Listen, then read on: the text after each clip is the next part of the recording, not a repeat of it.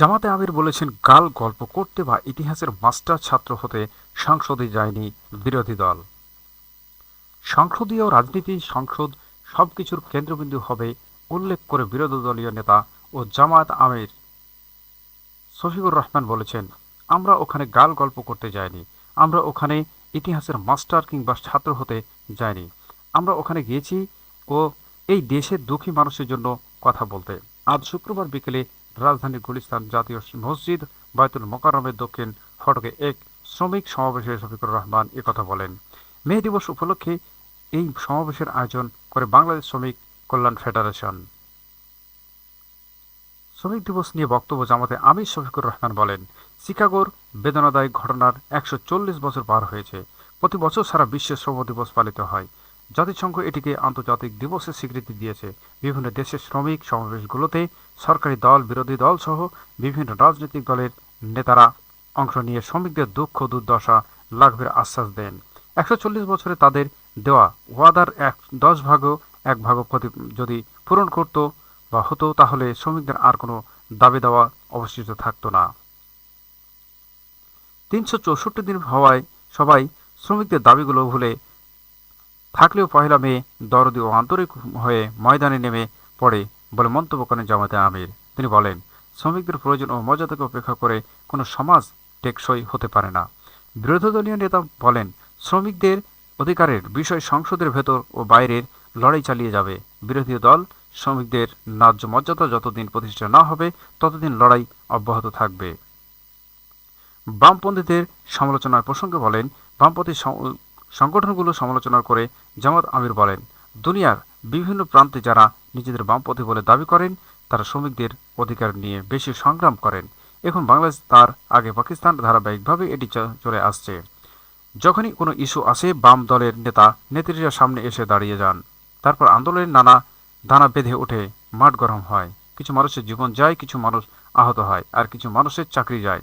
কিন্তু নেতা নেত্রীরা রাতের আধারে তাদের ভাগ্যটা পেয়ে যান। ভাগ পেয়ে তারা সন্তুষ্ট হয়ে যান। তখন গড়ে ওঠা আন্দোলনকে তারা ব্ল্যাকমেইলিং করেন। এভাবে যুগ যুগ ধরে নেতা নেত্রীকে কপালে পরিবর্তন হলে সাধারণ শ্রমিকদের ভাগ্য কোনো পরিবর্তন হয়নি।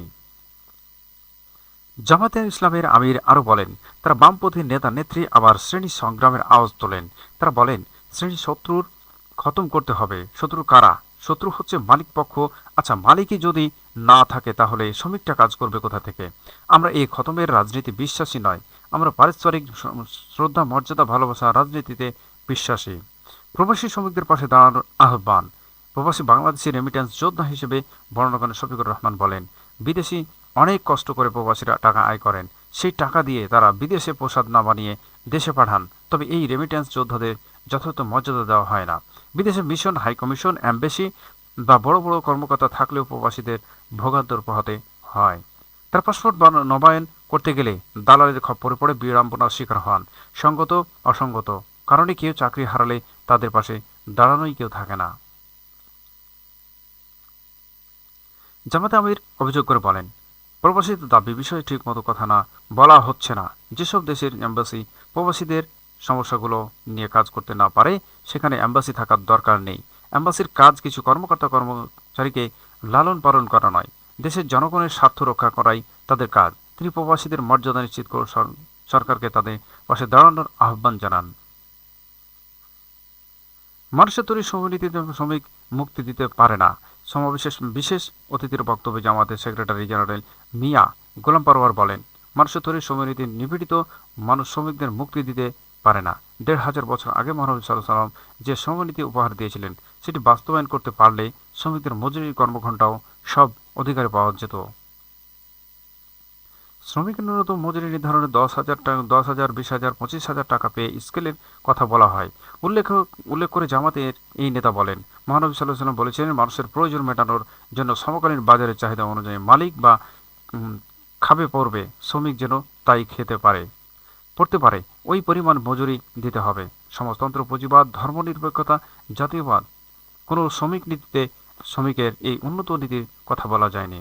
আজকের বাজার মূল্য অনুযায়ী মজুরি নির্ধারণ করলে শ্রমিকের দুঃখ থাকতো না। সামনের দিনে ভোট নিয়ে কাউকে তামাশা করতে দেওয়া হবে না বলে উল্লেখ করেন জামাতের সেক্রেটারি সহকারী সেক্রেটারি জেনারেল রফিকুল ইসলাম খান। তিনি বলেন, বর্তমান সরকার আওয়ামী স্টাইলে দেশ পরিচালনা করার চেষ্টা করছে। সরকার যদি গায়ের জোরে দেশ বা সংসদ পরিচালনা করতে চায়, তাহলে ফ্যাসিবাদ মুক্ত করার জন্য দেশে হাজার হাজার মানুষ কেন জীবন দিল, আহত হলো সেই প্রশ্ন রাখেন তিনি। গণভোটের রায় অবিলম্বে কার্যকর করার দাবি জানিয়েছে রফিকুল ইসলাম। বলেন, বাংলাদেশের মাটিতে আর কোনো ফ্যাসিবাদের কায়েম করতে দেওয়া হবে না।